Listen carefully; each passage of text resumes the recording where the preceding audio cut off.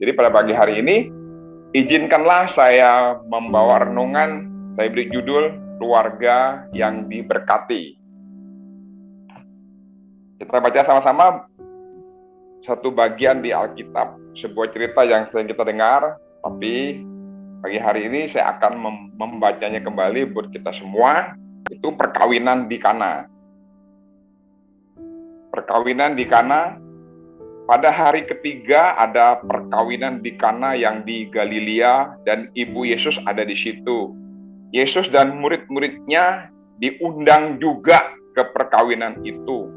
Ketika mereka kekurangan anggur, Ibu Yesus berkata kepadanya, mereka kehabisan anggur. Kata Yesus kepadanya, mau apakah engkau daripadaku, Ibu? Saatku belum tiba. Tetapi Ibu Yesus berkata kepada pelayan-pelayan, apa yang dikatakan kepadamu, buatlah itu. Di situ ada 6 tempayan yang disediakan untuk pembasuhan.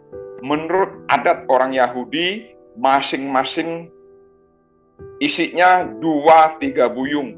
Yesus berkata kepada pelayan-pelayan itu, isilah tempayan-tempayan itu penuh dengan air. Dan mereka pun mengisinya sampai penuh. Lalu kata Yesus kepada mereka, sekarang cendoklah dan bawalah kepada pemimpin pesta. Lalu mereka pun membawanya. Setelah pemimpin pesta itu mengecap air yang telah menjadi anggur itu, dan ia tidak tahu dari mana datangnya, tetapi pelayan-pelayan yang mencedok air itu mengetahuinya.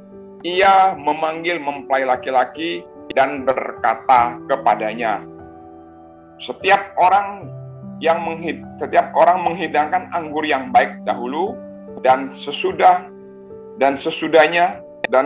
orang pun minum, barulah yang kurang baik. Akan tetapi engkau menyimpan anggur yang baik sampai sekarang. Ayat 11. Hal itu dibuat Yesus di Kana yang di Galilea sebagai yang pertama dari tanda-tandanya, dan dengan itu ia telah menyatakan kemuliaannya dan murid-muridnya percaya kepadanya. Cerita perkawinan di Kana ini sering kita dengar dan mungkin sering kita baca di dalam kitab Yohanes. Rasul Paulus mencatat 7 tanda atau mujizat yang Tuhan Yesus lakukan.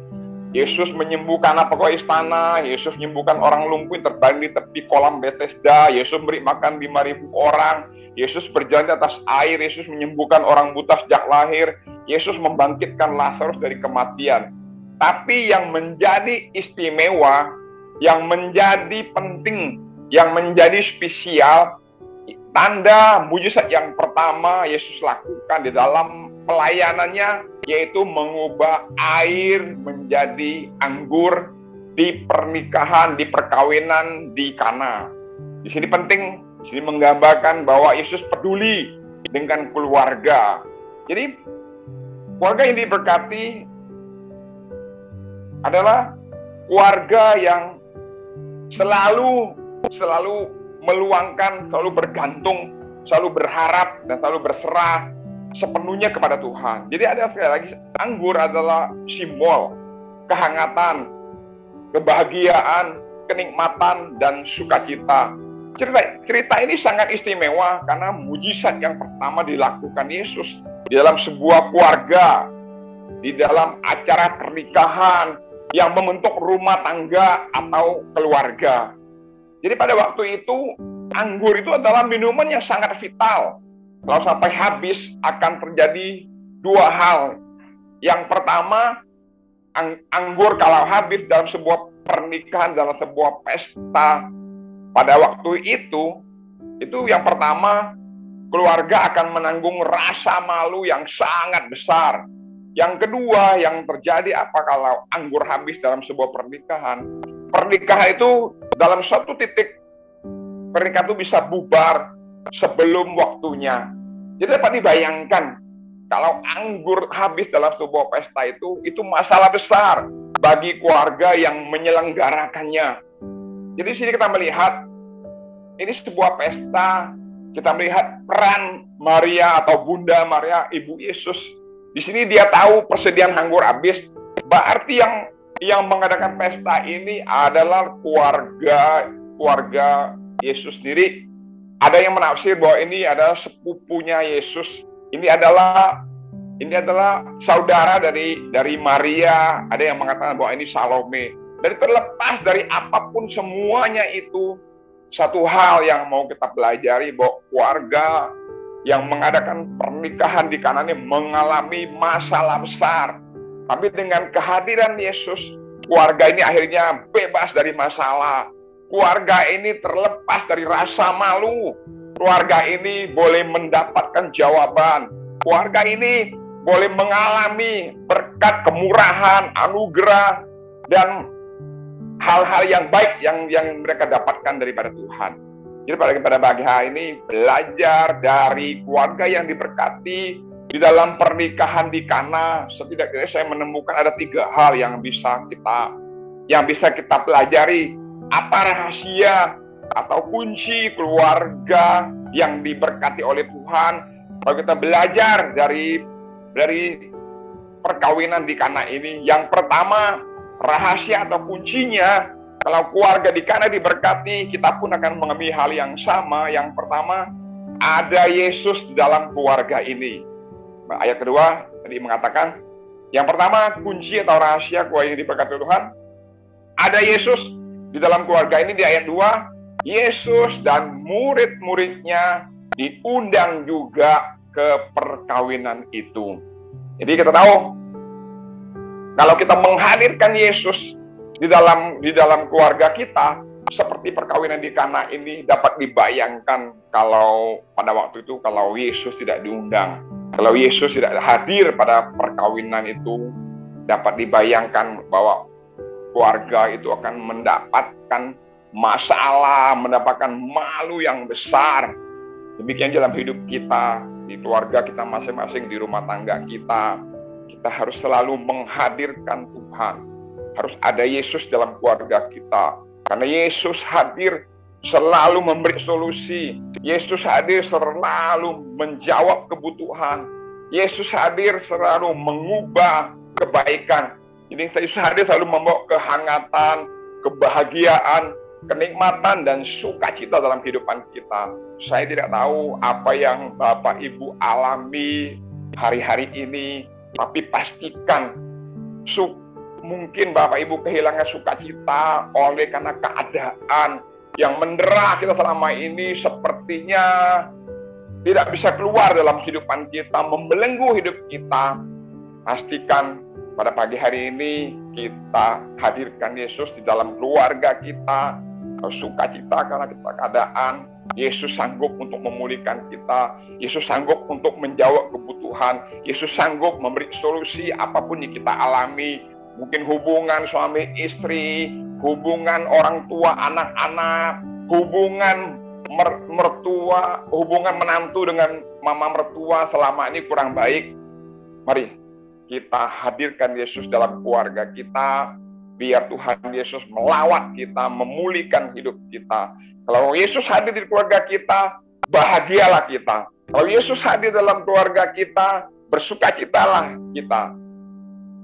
Beberapa keterangan di Alkitab menggambarkan kalau Yesus hadir. Contoh, Yesus hadir di Nain, air mata seorang janda menjadi sukacita karena anaknya dibangkitkan. Yesus hadir di Kapernaum, ibu mertua Yesus disembuhkan dari demam yang keras pada waktu itu. Dan juga kalau Yesus hadir dalam keterangan Alkitab, di Danau Galilea dia menghardik angin sehingga perahu murid-murid diselamatkan. Dari beberapa keterangan di Alkitab ini dapat kita pastikan bahwa kehadiran Yesus selalu membawa jalan keluar. Kehadiran Yesus selalu membawa kemenangan di dalam kehidupan kita. Kehadiran Yesus selalu membawa damai dalam kehidupan kita. Kehadiran Yesus selalu membawa keselamatan dalam kehidupan kita. Jadi yang poin yang pertama, kunci kalau keluarga kita diberkati seperti perkawinan di Kana adalah ada Yesus dalam keluarga kita, hadirkan Yesus dalam keluarga kita. Yang kedua, ada permohonan atau doa di dalam keluarga ini. Ada permohonan atau doa dalam keluarga ini, yaitu Yohanes 2 ayat 3 dan 4 tadi berkata, ketika mereka kekurangan anggur, Ibu Yesus berkata kepadanya, mereka kehabisan anggur. Kata Yesus kepadanya, mau apakah engkau daripadaku, Ibu, saatku belum tiba. Jadi masalah kehabisan anggur ini adalah sebagai bentuk menyampaikan sebuah kesulitan yang disampaikan oleh Maria. Jadi Maria menyampaikan kehabisan anggur sebagai bentuk bahwa keluarga yang mengadakan perkawinan ini mengalami masalah karena mereka kehabisan anggur. Jadi mari kita ciptakan kebiasaan berdoa dalam keluarga kita, apapun masalah yang kita hadapi saat sekarang ini. Mari kita membiasakan diri dalam keluarga kita, bangun mesbah keluarga, bangun persekutuan di dalam keluarga kita. Kita bangun mesbah, persekutuan itu sebagai lambang bahwa kita menghadirkan Tuhan sebagai lambang. Kita minta hadirat Tuhan sebagai lambang. Kita mohon kuasa Tuhan, penyertaan Tuhan, pemeliharaan Tuhan, perlindungan Tuhan di dalam keluarga kita. Seperti Matius 7 ayat 7 berkata, mintalah maka akan diberikan kepadamu, carilah maka kau akan mendapat, ketoklah maka pintu akan dibukakan bagimu. Ada sebuah contoh, ada sebuah cerita di Tiongkok, ada seorang dokter. Dia diinjili oleh temannya. Setiap temannya menyampaikan, memberitakan tentang Yesus, dokter ini selalu menolak. Berkali-kali temannya ini menyampaikan, menginjil dia tentang Yesus, selalu dia tolak. Akhirnya temannya ini putus asa. Dia menyampaikan kepada dokter ini, dia bilang, suatu saat nanti kalau engkau mengalami kesulitan, dirimu tidak bisa menolong kamu, orang lain pun tidak bisa menolong kamu, ada satu pribadi yang bisa menolong kamu, yaitu Yesus Kristus namanya. Jadi berserulah kepada dia. Mereka berpisah bertahun-tahun, mereka lost contact, nggak pernah berjumpa lagi. Suatu saat dokter ini yang diinjilin oleh temannya ini, dokter yang diinjilin oleh teman ini suatu malam dalam badai yang besar, hujan yang lebat, tiba-tiba di waktu-waktu yang seperti itu dia pintu rumahnya diketok oleh seorang anak. Anak ini memohon kepada dokter ini, dokter, berilah saya obat karena mama saya sakit, mama saya batuk keras. Tolonglah dokter, tolong dokter. Anak kecil memohon sambil memohon kepada dokter ini. Dokter ini dalam keadaan ngantuk, dia mengambil obat, dia memberikan kepada anak ini. Anak ini ambil obatnya, dia segera kembali kepada ibunya untuk memberinya minum. Tapi setelah mata agak terang, agak jelas, dokter ini melihat, oh obat batuknya masih ada. Obat batuknya masih ada. Jadi obat apa yang saya kasih kepada anak itu, kata dokter. Setelah diperiksa, setelah dicek dalam tempat penyimpanan obat, ternyata dia kasih kepada anak itu sebotol obat racun tikus. Alangkah kagetnya dokter ini. Tapi dia ingat beberapa tahun yang lalu ada teman yang bilang, kalau ada masalah, kalau kamu tidak bisa, kalau orang tidak bisa menolong kamu berserah memohon kepada Tuhan. Dia berdoa, mengangkat tangan, Tuhan, kalau engkau Tuhan, kalau engkau hidup, selamatkan saya. Tuhan tolong saya. Di dalam keheningan itu tiba-tiba anak kecil itu mengetuk pintu lagi, dia menangis, dokter. Dia sambil menangis, anak itu, dokter, dia memanggil nama dokter. Maaf dokter, dia bilang, obat yang saya bawa tadi itu obatnya jatuh, obatnya tuh hancur, berserakan. Dokter ini bilang, puji Tuhan. Dia bilang, puji Tuhan. Baik, bayangkan, kalau seandainya obat itu tidak jatuh, dokter pun juga nggak melihat itu wajah anak itu tinggalnya di mana. Dia nggak melihat. Tapi dari cerita ini kita bisa menangkap sebuah pesan. Ternyata kalau doa itu dipanjatkan di dalam nama Tuhan Yesus pasti ada jalan. Kalau enggak, dokter ini kalau sampai ibu anak itu meninggal karena racun tikus, dokter ini akan ditangkap polisi dan dipenjarakan. Jadi kita dapat mengambil sebuah pesan. Ternyata kalau doa itu, kalau kita mohon kepada Tuhan dengan sebuah kesungguhan dan ketulusan, pasti ada jawaban. Ya, jadi sekali lagi, bawalah daftar pengalaman, mungkin pengalaman hidup kita, kesulitan kita, mungkin bisa kita atasi, tapi mari kita belajar memprioritaskan Tuhan di dalam keluarga kita, memohon belas kasihan Tuhan. Semua bisa diatasi kalau kita mau datang kepada Tuhan. Pertanyaannya buat kita, adakah doa di tengah-tengah keluarga kita saat ini? Kalau belum, saya mendorong, saya juga, mari kita semua berdoa dan hadirkan Tuhan di dalam keluarga kita masing-masing. Mari kita ciptakan kebiasaan doa di rumah tangga kita masing-masing. Kalau perkawinan di kana, keluarga di kana, rumah tangga di kana mengalami masalah yang besar, mereka menghadirkan Yesus dalam keluarga mereka, mereka membawa permohonan doa dalam keluarga, masalah mereka diatasi. Yang ketiga, ada ketaatan di dalam keluarga itu. Kita lihat ayat 7 dan 8-nya. Ada ketaatan di dalam keluarga itu. Yesus berkata kepada pelayan-pelayan itu, isilah tempayan itu penuh dengan air. Dan mereka pun mengisi sampai penuh. Lalu kata Yesus kepada mereka, sekarang cedoklah dan bawalah kepada pemimpin pesta. Lalu mereka pun membawanya. Setelah pemimpin pesta itu mengecap air yang telah menjadi anggur itu, dan ia tidak tahu dari mana datangnya, tetapi pelayan-pelayan yang mencedok air itu mengetahuinya, ia memanggil mempelai laki-laki. Kita tahu bahwa tempayan adalah tempat air untuk cuci kaki. Kita tahu pada waktu itu banyak orang tuh hidupnya kan berjalan. Kalau mereka dari satu tempat ke lain itu berjalan, berdebu, kotor. Sebelum masuk ke rumah, tradisi pada itu mereka harus mencuci kaki yang dicuci oleh budak-budak, hamba-hamba yang melakukannya. Alkitab juga banyak membahas ada hubungan yang erat antara hidup yang diberkati dengan ketaatan. Seperti Abraham. Dia taat kepada Tuhan. Dia keluar dari zona nyamannya. Akhirnya apa? Abraham jadi bapak orang percaya. Abraham diberkati. Keturunan Abraham seperti bintang di langit. Seperti pasir di pantai. Itu janji Tuhan. Jadi orang yang diberkati Tuhan kalau menurut Alkitab, mereka diberkati. Sebaliknya, kalau orang yang tidak taat kepada Tuhan seperti Yunus, contohnya, apa yang terjadi? Dia dihajar Tuhan. Tuhan suruh dia pergi ke Niniwe, tapi malah dia pergi ke Tarsus. Apa yang terjadi? Dia dihajar Tuhan. Akhirnya Tuhan lemparkan di laut, dia ditelan oleh ikan yang besar. Saya membayangkan, bersyukur Tuhan masih peduli. Ikan hanya telan dia. Kalau ikan sampai kunyah dia, saya yakin Yunus keluar akan jadi kepingan-kepingan. Yunus akan keluar jadi ampas.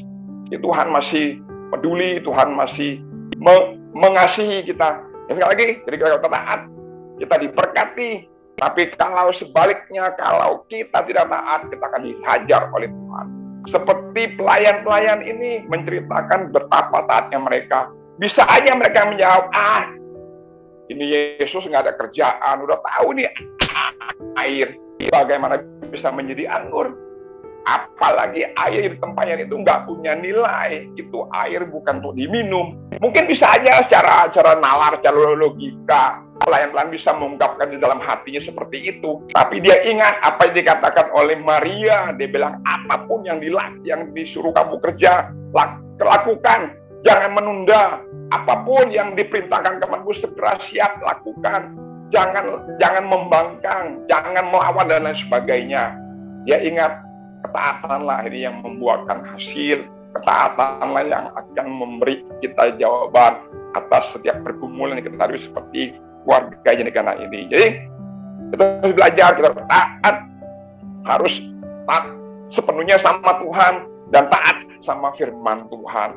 Saya akhiri dengan sebuah cerita di dalam kitab. Ada sebuah cerita dalam kitab kitab apokrifa, itu Tuhan Yesus dengan murid-muridnya. Satu saat Tuhan Yesus pergi pelayanan dan mengajar murid-muridnya naik ke sebuah gunung. Murid-murid diperintahkan oleh Yesus harus membawa batu yang besar. Jadi Thomas membawa yang batu yang besar, Bartolomeus membawa batu yang besar, Tadeus membawa yang batu yang besar. Dengan tergopoh-gopoh mereka membawa sampai berkeringatan. Tapi Petrus bawa batu yang kecil di kantong karena Petrus nggak mau repot. Akhirnya di atas bukit Yesus mengajar. Setelah Yesus mengajar, murid-murid lapar. Kata Yesus, batu yang kalian bawa taruh di depan. Batu yang kalian bawa taruh di depan. Yesus membuat mujizat. Batu itu menjadi roti yang besar. Pesan Yesus, roti yang besar jangan dibagi-bagi, makan sendiri. Puji Tuhan, semua murid membawa batu yang besar, makan roti yang diubah jadi batu, yang udah diubah jadi anggur, mereka makan sampai lahap. Petrus kasihan, dia bawa batu yang kecil, dia makan roti yang kecil. Dan setelah mereka turun dari bukit, beberapa waktu kemudian Yesus melayan lagi, Yesus mengajar lagi, murid-murid naik ke bukit yang lain. Kali ini Yesus berpesan, murid-murid bawa batu yang kecil, cukup sekantongan saja, cukup selemparan saja. Tapi Petrus sebaliknya, dia membawa batu yang besar. Dia berharap kalau mujizat terjadi, batu yang besar ini jadi roti, saya makan sendiri, saya nggak mau bagi-bagikan kepada yang lain.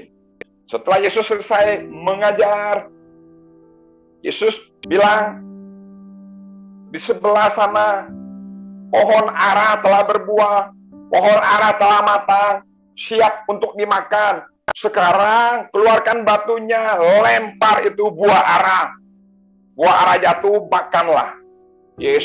Petrus yang mau batu yang besar, hanya geleng-geleng kepala. Batu yang besar dia nggak bisa pakai untuk melemparkan buah ara itu. Padahal dia udah lapar saat itu. Salahnya Petrus di mana? Petrus nggak taat. Tuhan Yesus suruh bawa batu yang besar, ya bawa batu yang kecil. Sebaliknya Tuhan Yesus suruh bawa batu yang kecil, ya bawa batu yang besar. Jadi sekali lagi, kalau kita taat, kita diberkati oleh Tuhan. Kalau kita tidak taat, kita dihajar oleh Tuhan. Jadi pada pagi hari ini, kalau keluarga kita mau diberkati oleh Tuhan seperti keluarga yang di Kana, yang pertama, hadirkan Yesus dalam rumah tanggamu. Yang kedua, adakan doa di dalam rumah tanggamu. Yang ketiga, ada ketaatan di dalam rumah tanggamu. Tuhan Yesus berkati. Haleluya.